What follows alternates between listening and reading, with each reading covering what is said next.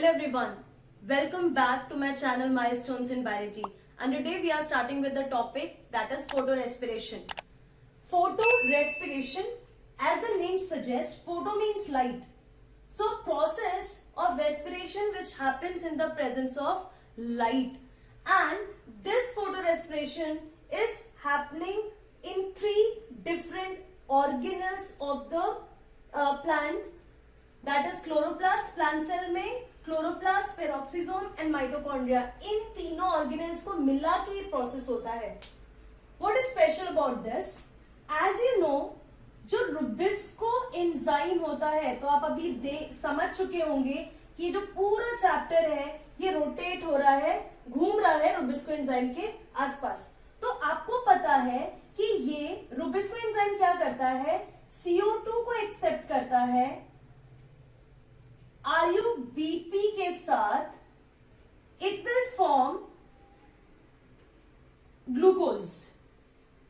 ठीक है, तो RuBP कार्बन डाइऑक्साइड को एक्सेप्ट करता है in presence of the enzyme and as a result glucose will form. So this is what photosynthesis is.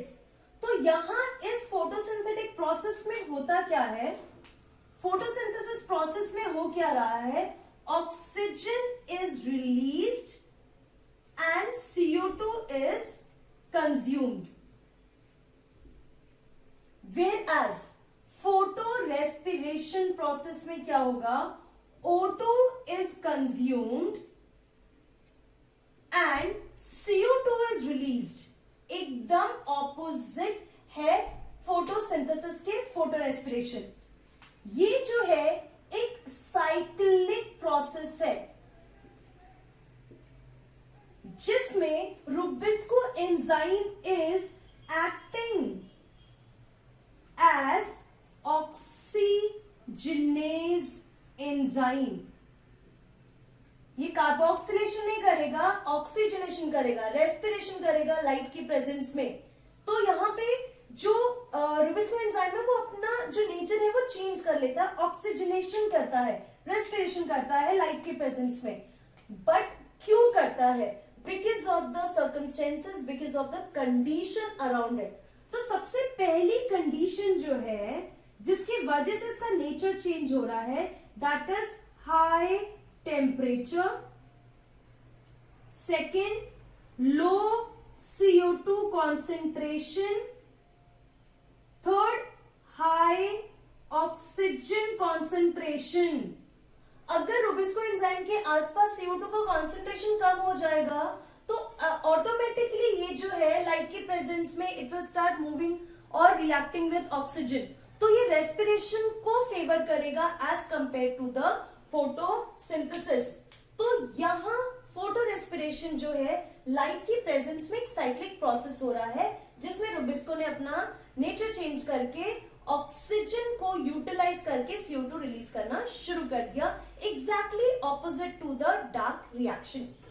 This happens in three different organelle of the cell, chloroplast, peroxisome and mitochondria. तो आप यहाँ पे देखें कि जो Rubisco है इसने क्या किया, क्लोरोप्लास्ट के अंदर रुबिस्को एंजाइम ने ऑक्सीजन एंड RuBP में कितने कार्बन है, 5 कार्बन है. So rubulose bisphosphate will oxidize and the enzyme is present, that is rubisco, and it will form 3 carbon compound, that is 3-phosphoglyceric acid, and a 2 carbon compound phosphoglycolate. So यहाँ पे 2 molecules बने. अब आपको पता है कि जो 3-phosphoglyceric acid है, केल्विन साइकिल अगर याद हो तो वो रीजनरेशन प्रोसेस में चला जाएगा RuBP के. Then the cycle starts with the phosphoglycolate. This phosphoglycolate will form glycolate. तो phosphoglycolate से glycolate बनेगा, तो आपको नाम पे ही दिख रहा है ना कि phospho कहां गया फिर.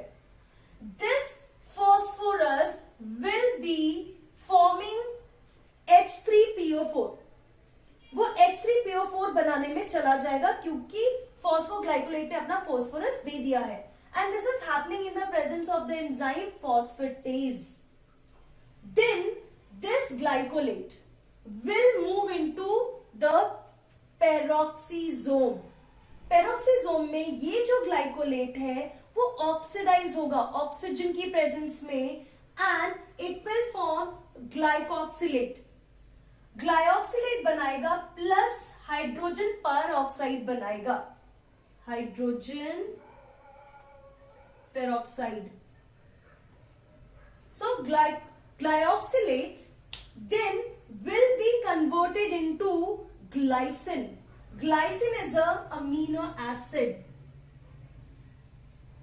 तो ये जो अमीनो एसिड ग्लाइसिन बन रहा है ये ट्रांस एमिनेज प्रोसेस से बन रहा है, ट्रांस एमिनेशन प्रोसेस से बनेगा। तो ट्रांस एमिनेशन मतलब अमीनो ग्रुप ट्रांसफर किया जा रहा है। ग्लूटामिक एसिड के पास जो अमीनो ग्रुप है उसे जब हम ग्लाइकोक्सिलेट को देंगे तो that will form glycine.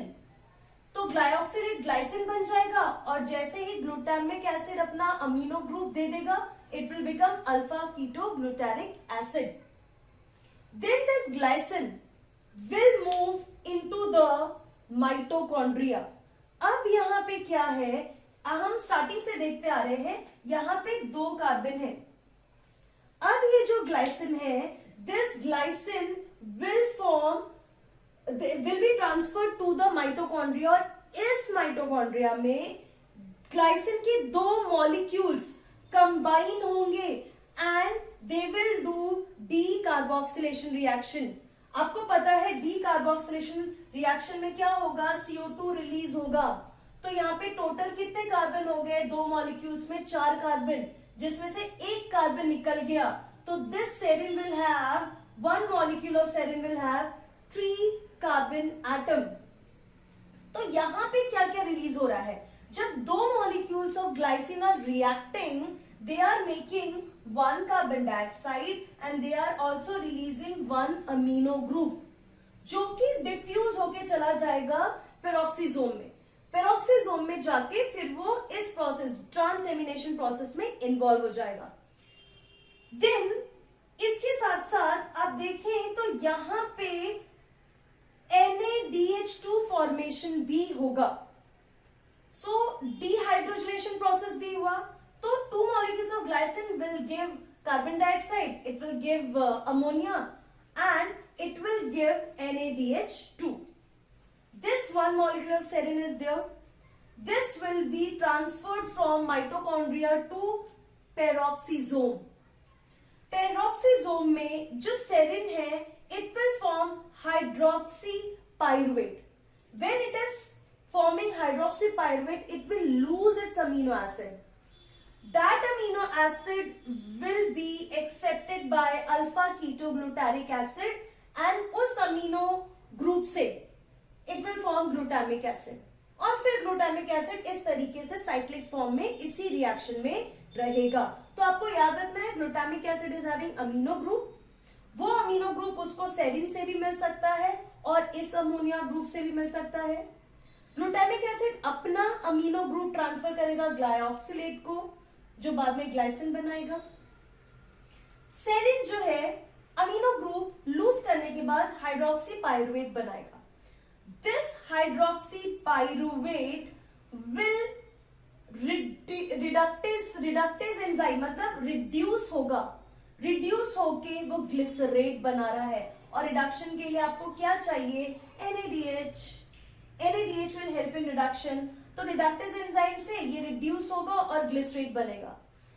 This glycerate will be transported to the chloroplast. वो पेरोक्सीसोम से ट्रांसफर किया जाएगा क्लोरोप्लास्ट में। क्लोरोप्लास्ट में ये जो ग्लिसरेट है it will form three phosphoglyceric acid. अब ग्लिसरेट के पास तो फॉस्फेट ग्रुप नहीं है तो obviously you need to provide phosphate to glycerate, तब जाके 3-फॉस्फोग्लिसरिक एसिड बनेगा। तो वो फॉस्फेट उसको कौन देगा, ATP। एंड ATP हमेशा फॉस्फेट ग्रुप को ट्रांसफर करने के लिए you need kinase enzyme, that's very simple. तो यहाँ पे काइनेज एंजाइम फॉस्फोरस को ATP में से ग्लिसरेट को देगा and you will get 3-फॉस्फोग्लिसरिक acid and again regeneration of RUBP will happen. अब आप देखिए इस पूरे रिएक्शन में कहीं पे भी एटीपी नहीं बन रहा है, कहीं पे भी एनर्जी मॉलिक्यूल्स नहीं बनते हैं, सिर्फ एनर्जी मॉलिक्यूल यूटिलाइज हो रहे हैं, कहीं पे भी फूड नहीं बन रहा है ग्लूकोज के फॉर्म में।